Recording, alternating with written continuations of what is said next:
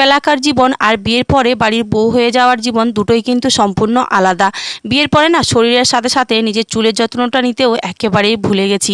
চুলের অবস্থাটা যা খারাপ হয়েছে নিজেই নিজের চুলকে চিনতেই পারি না। তো এদিকে দেখো সকালবেলা চুলটা গুটিয়ে শুটিয়ে একেবারে ওপরের দিকে তুলে নিলাম। চুল ছাড়া থাকলে আমি আবার কাজ করতে পারি না। এদিকে দেখো ঘরটা ঝাড় দিয়ে সোজা চলে এসেছি কলপাড়ে, আর কলপাড়ে এসে বেশ কয়েকটা রেগুলার ইউজ করা জামা কাপড়গুলো একটু সার্ফ জলে দিলাম। আর এইদিকে দেখো হঠাৎ করে আসলো ঝমঝমিয়ে বৃষ্টি। বাপরে বাপ, কি বৃষ্টি কি বৃষ্টি!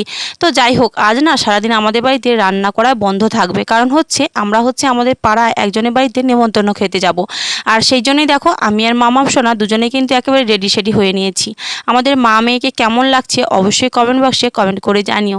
তো যাই হোক, মামাম দেখো একা একাই নিজের মেকআপটা করে নিয়েছি, হেয়ারপিন পরেছে, লিপস্টিক পরেছে। তো চলো এখন আমরা রওনা দেব।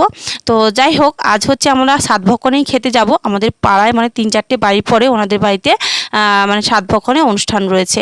চলো এখন আমরা রাস্তায় বেরিয়ে পড়েছি, আর দেখতেই পাচ্ছ কেমন মেঘলা মেঘলা ওয়েদার। আর আমাদের এদিকে কিন্তু এখনও চাষবাস শুরুই হয়নি, সবেমাত্র মাঠে নাঙল হচ্ছে। তো চলো ফাইনালি আমরা খাওয়া দাওয়া করে রাস্তায় আবার বেরিয়ে পড়েছি বাড়ি যাওয়ার উদ্দেশ্যে। আর মাম্মাম দেখো আমাকে দিল জোয়ান, ওই নেমন্তন্ন বাড়িতে জোয়ান খেতে দিয়েছিল, আর মাম্মাম দেখো দইটা নিয়ে বাড়ি চলে এসছে। আর ফাইনালি আমরা এসে একটু রেস্ট করছিলাম দুপুরবেলা, আর এখন সন্ধেবেলা মাম্মাম পড়তেও বসে গেছে।